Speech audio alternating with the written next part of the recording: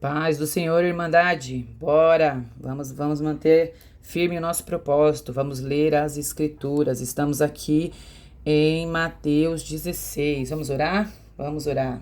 Deus, querido, Pai amado, nosso socorro, nosso sustento, em quem nós temos buscado, ser conosco, age por misericórdia, como eu já orei anteriormente e oro todo dia, peço a Ti perdão, Senhor, pelo meu e pelos nossos pecados, pelos meus, né, porque eu peco muito. Tem misericórdia de nós nesse sentido e nos perdoa. Age em nós por meio da Tua palavra. Em nome de Jesus. Amém. Bora lá, gente, na leitura? Nós vamos começar aqui, então, no 16. E aí já vem aqui os fariseus e os saduceus pedem um sinal. Vamos lá, então? Vamos ler, então, aqui o 1 logo, para a gente começar. Lembra? Fariseus e saduceus, a gente vai falar constantemente deles aqui em Mateus. Mateus traz bastante coisa sobre eles. Mas diz assim: os fariseus e os saduceus aproximaram-se de Jesus e o puseram à prova, pedindo-lhe que mostrasse um sinal do céu. E aqui os fariseus, vamos grifar este então? Fariseus, saduceus aproximaram-se e eles queriam fazer o quê? Colocar Jesus à prova. Quando eu li isso aí, eu já lembrei de quem? Quem é que quis tentar, né? Tentar Jesus? O próprio inimigo. Mas vamos lá. No 1 aqui, ele está mostrando que os fariseus e saduceus, eles pedem um sinal, mas não é qualquer sinal, né? Eles pedem um sinal do céu. Como eu já disse antes, né? Esses são dois grupos religiosos que eles discordavam bastante, né? Na maioria das questões que eles tinham, eles discordavam. Os fariseus, eles tinham um grande apoio popular, né? Eles não tinham muito poder assim, não, mas eles tinham um grande apoio popular, as pessoas seguiam eles.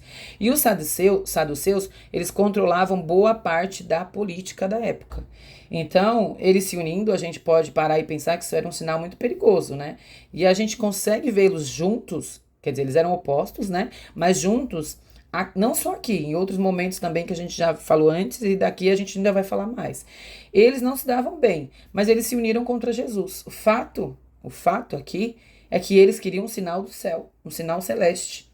Talvez eles desejassem aqui um sinal que confirmasse Jesus como profeta, pode até ser, né? Não está escrito, mas pode ser. No versículo 3 e 4, nós vamos ler assim, ó, no 2, Jesus faz uma resposta, e aí deixa eu voltar para cá, só para a gente ler o 3. Aqui, ó, 3. Jesus disse, vou ler tudo, vai. Jesus disse à multidão: quando a tarde vem, vocês dizem, vai fazer bom tempo, porque o céu está vermelho, e pela manhã, hoje, haveremos tempestade, porque o céu estava nublado. Olha isso, ele já está falando sobre sinais, né? Vocês sabem discernir, aí vem aqui, ó, aqui em cima, né?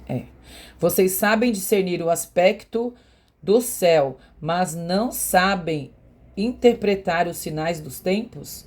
Uma geração perversa e adúltera pede um sinal milagroso, mas nenhum sinal será dado, exceto o sinal de Jonas. Então Jesus deixou eles ali e se retirou, né? Jesus, ele diz que haviam, perdão, gente, que já haviam sinais, só que eles não estavam interpretando, eles não conseguiam, porque eles não conseguiam ver esses sinais. Então Jesus diz assim, ó, já tem sinais, vocês já receberam sinais. E ele faz referência, quando Jesus fala isso, ele faz referência ao final dos tempos, né? Ele diz e ele conclui dizendo que ele não vai dar sinal nenhum. Então Jesus diz, eu não vou te dar sinal, ele não é obrigado, né? Mas Jesus faz o que ele quer, né? Ele diz, eu não vou dar sinal nenhum, porque o sinal já estava posto, né? E ele vem explicando ainda sobre o que tinha ali, mas eles não entendiam. E aí depois o texto continua falando sobre o fermento dos fariseus. Nós não vamos ler, eu não vou ler agora, mas vocês podem depois fazer a leitura. Só vou fazer a consideração que é o seguinte, o fermento, ele aparece algumas vezes, e já apareceu e eu nem tinha falado, né? O fermento aparece algumas vezes como um símbolo negativo. Na tradição judaica, ele é um símbolo, como se fosse um símbolo do mal, né? Ele está relacionado aqui, o fermento, com uma substância, como se fosse assim algo que espalha, porque ele é uma substância que faz isso, né? Ele é uma substância que espalha, é isso? Então é por isso que ele está falando aqui de fermento. Mas aí leiam e a gente vai entender, lendo o texto, sem tirar do contexto, vai fazer sentido. Vamos aqui então para essa parte muito, muito, muito interessante. Toda a Bíblia é, mas não dá para falar de tudo, como eu já falei, por conta do nosso tempo. Vamos lá, a confissão de Pedro. Vamos ler aqui do 13 ao 20? Cadê? A gente vai ler até ali em cima, mas vamos começar, ó. Deixa eu tirar isso aqui para eu puxar que depois a gente vai ler do 13 ao 20. Diz assim: a confissão de Pedro.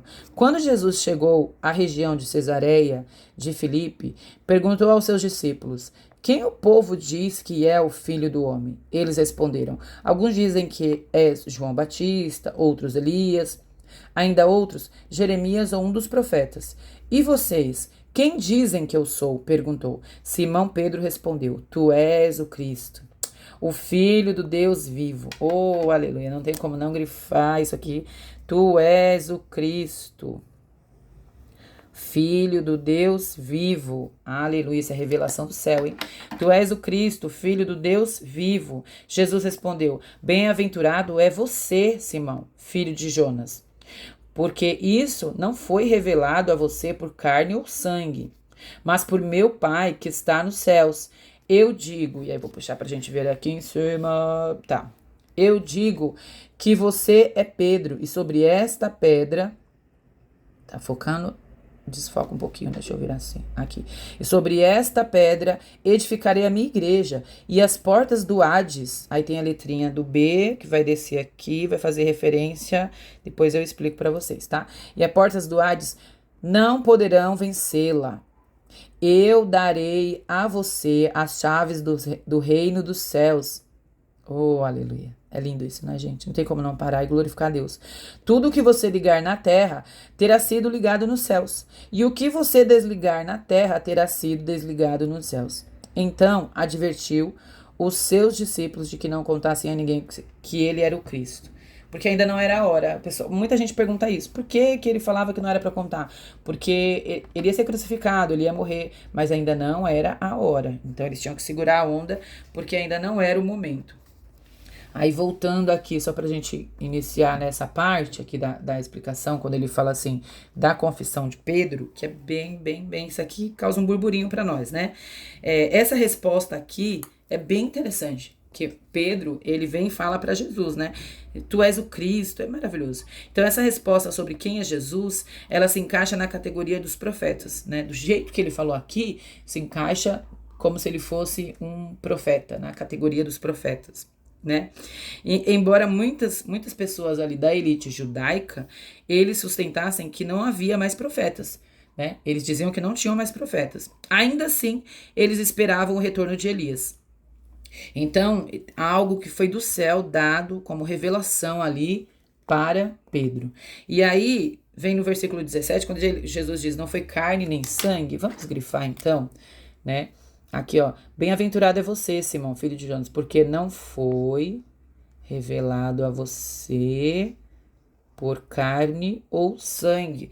Quando fala aqui carne ou sangue, é uma expressão comum da época judaica, né? Uma expressão que se referia a ser humano. Então ele diz assim, ó, não foi um ser humano que te revelou isso. E aí, por isso que eu falei, é maravilhoso, né? Eu vou até mudar a cor aqui. Não foi o ser humano, e ele mesmo diz, foi... Olha aqui, ó, mas a revelação foi por quem? Por meu Pai que está nos céus. Isso é lindo. Então, Deus revelou a Pedro. Olha que coisa incrível. E aí o texto continua aqui em cima. Vou puxar aqui só para a gente conseguir visualizar bem. Você, Pedro, né? E aí ele continua falando aqui, ainda no 18 ele fala, né? Sobre esta pedra edificarei. Vamos grifar aqui. Tava na laranja, né, gente?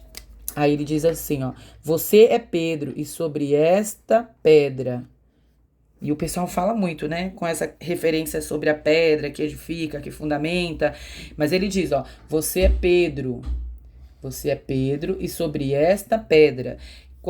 No aramaico, quando ele diz isso, Pedro e pedra são a mesma palavra. Aqui em grego, né, quando ele está falando aqui, quando Mateus está colocando, essas duas palavras podiam ser até trocadas sem mudar o sentido do texto. Então ele fala assim, Pedro, pedra, fazia referência à mesma coisa, né? Poderiam ser substituídas. No 18 ainda ele diz, sobre esta pedra edificarei. Quando ele diz edificarei, vamos grifar aqui, edificarei a minha igreja. Sabe do que ele está falando? Fundamento da igreja. E aí ele diz, sobre esta pedra eu vou trazer fundamento para a minha igreja. E aí ele continua, e eu vou mudar a cor, porque isso é lindo. Aí ele vem aqui, as portas Aí vamos lá. As portas do Hades não poderão vencê-la. E aí tem duas letrinhas aqui, né?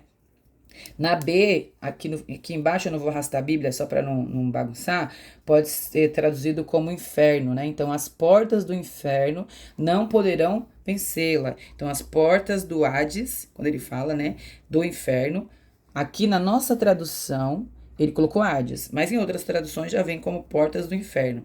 Em Jó e em Salmos, essa parte também, quando diz isso, inferno ou Hades, refere-se ao domínio e o poder da morte. Então a morte não tem poder, não tem domínio. Olha que coisa incrível. E aí é interessante porque ele fala isso fazendo referência à igreja, como de fato não aconteceu, né? Até hoje, quantos mártires, quantos irmãos morreram e o corpo de Cristo continua aqui na terra, né? Nem a morte seria capaz de parar a igreja fundada em Jesus Cristo. E como de fato isso aconteceu. Vou ter que anotar, eu não consigo, vou colocar aqui, ó. Nem a morte pode parar a igreja do Senhor Jesus. Ele é o corpo, ele é a cabeça. Nós temos aqui o corpo de Cristo, nós somos a igreja. Ele, Jesus, é o cabeça e nós somos o corpo de Cristo. Então a morte, nem ela, pode parar Jesus. Ela não pode parar Jesus.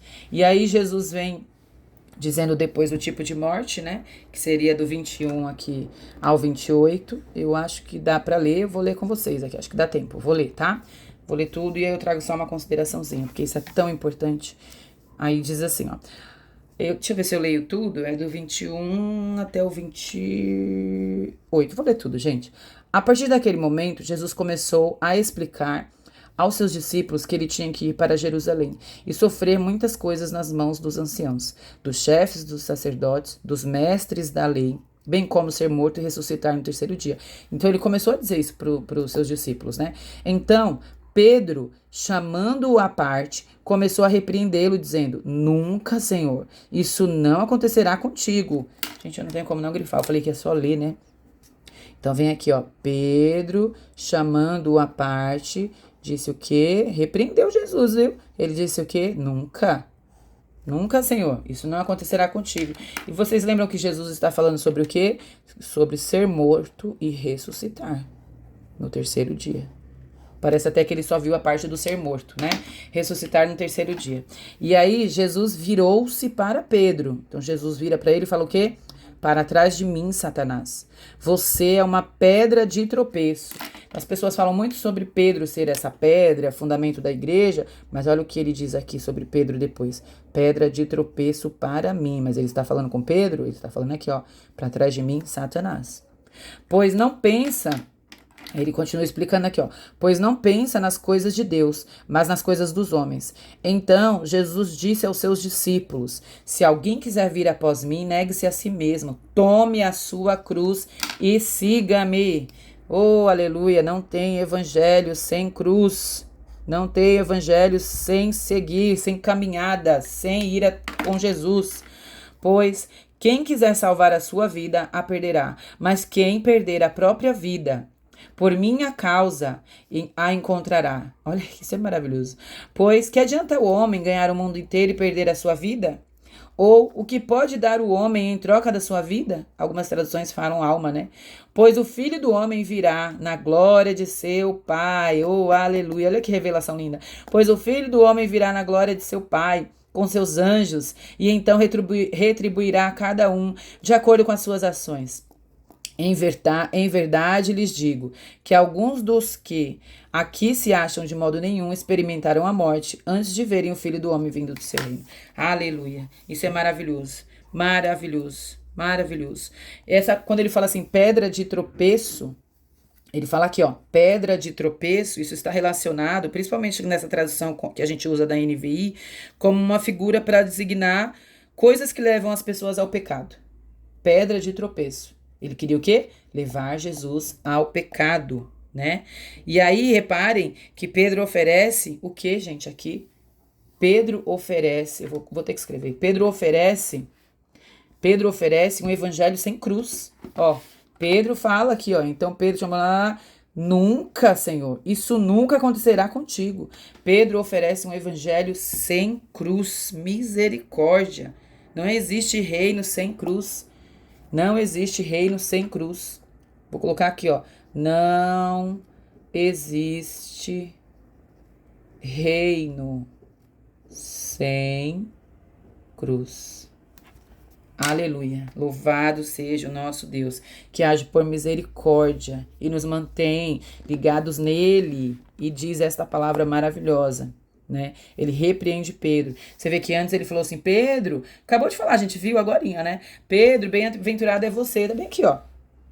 Que não foi carne nem sangue que te revelou, mas o Pai que está no céu. Ao mesmo tempo que Pedro ouviu a voz do Pai e teve essa revelação, Pedro vem e ouve quem? O inimigo das nossas almas. Porque quem oferece esse evangelho sem cruz é o inimigo. Quem está soprando isso no ouvido de Pedro? Vocês viram? Do mesmo ato que a gente está bem, está ligado ali com Jesus, a gente vai dar uma escorregada. Então que Deus tenha misericórdia de nós, que Ele nos poupe e nos livre do mal e que a gente possa resistir às ciladas do maligno. Louvado seja o nome do Senhor por esta palavra. Vamos aplicar, hein, gente? Vamos aplicar as nossas vidas.